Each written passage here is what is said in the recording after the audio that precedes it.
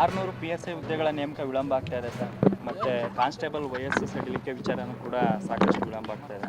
ಇಲ್ಲ ಈಗಾಗಲೇ ನಾವು ಈಗ ಬಹುಶಃ ಇನ್ನೊಂದು 2-3 ದಿನದಲ್ಲಿ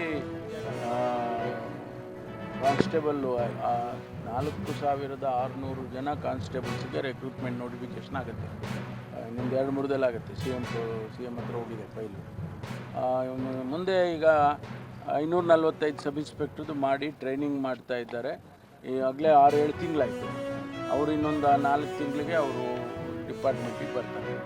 402 ಜನದ್ದು ಕೂಡ ನಾವು ಆದೇಶ ಇಶ್ಯೂ ಮಾಡಿದ್ದೀವಿ. ಅಲ್ಲಿಗೆ ನಮಗೆ ಹೆಚ್ಚು ಕಡಿಮೆ 900 ಆಡು ಸಬ್ ಇನ್ಸ್ಪೆಕ್ಟರ್ದು ಆಗುತ್ತೆ.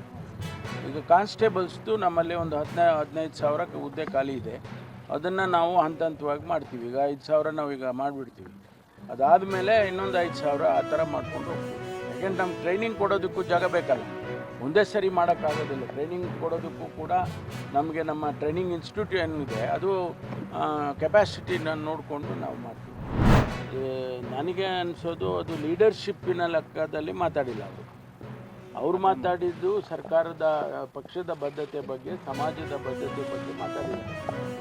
ಸ್ವಾಭಾವಿಕವಾಗಿ ಸತೀಶ್ ಜಾರಕಿಹೊಳಿ ಅವರು ಹಿಂದೆ ಅಹಿಂದ ವರ್ಗದ ಆರ್ಗನೈಸೇಷನಲ್ಲಿ ಇನ್ವಾಲ್ವ್ ಆಗಿದ್ದರಿಂದ ಅವರಿಗೆ ಆ ಬದ್ಧತೆ ಇದೆ ಅನ್ನೋ ಮಾತನ್ನು ಹೇಳಿದ್ದಾರೆ. ತಪ್ಪೇನಿಲ್ಲ. Thank you. ಮತ್ತೆ CM ಕ್ಲೈಮ್ ಮಾಡ್ತೀನಿ ಅಂತ ಹೇಳಿದ್ದಾರೆ ಸರ್. CM ಸ್ಥಾನದ ವಿಚಾರಕ್ಕೆ ಸಾಕಷ್ಟು ವಿಶ್ಲೇಷಣೆಗಳು ಬರ್ತಾ ಇದೆ ಸರ್.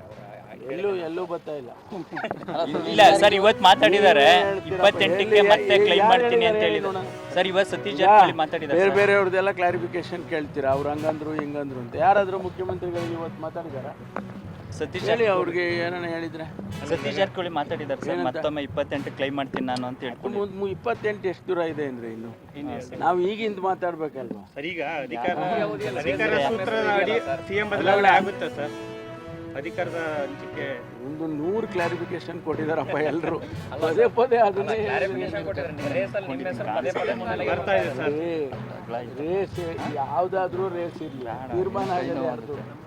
ಅಲ್ಟಿಮೇಟ್ಲಿ ಹೈಕಮಾಂಡ್ನವರು ಮತ್ತು ನೀವು DCM ಆಗಿದ್ದರು, KPCC ಅಧ್ಯಕ್ಷರಾಗಿದ್ದರು, ಹಿರಿಯರಿದ್ದೀರಿ ನೋಡಿ. CLPನಲ್ಲಿ ಆ ಸಂದರ್ಭ ಬಂದಾಗ CLP ಕರೀತಾರೆ. CLPಯಲ್ಲಿ MLAಗಳು ಒಪಿನಿಯನ್ ತಗೊಳ್ತಾರೆ. ಆಮೇಲೆ ಹೈಕಮಾಂಡಿಂದ ಅಬ್ಸರ್ವರ್ಸ್ ಬಂದಿರ್ತಾರೆ. ಅವರು ಡೆಲ್ಲಿಗೆ ರಿಪೋರ್ಟ್ ಮಾಡ್ತಾರೆ ಹೆಡ್ ಕ್ವಾರ್ಟರ್ಸ್ಗೆ. ಅವರು ಅಲ್ಲಿ ಏನು ತೀರ್ಮಾನ ತಗೊಳ್ತಾರೆ ಅದು ಆ ಸಂದರ್ಭದಲ್ಲಿ ಅದನ್ನು ಅನೌನ್ಸ್ ಮಾಡಿ ಇವರೇ CLP ನಾಯಕರು ಅಂತ ಅನೌನ್ಸ್ ಮಾಡಿ ಅಬ್ಸರ್ವರ್ಸ್ ಹೋಗ್ತಾರೆ. ಇದು ಪದ್ಧತಿ ನಮ್ಮದು.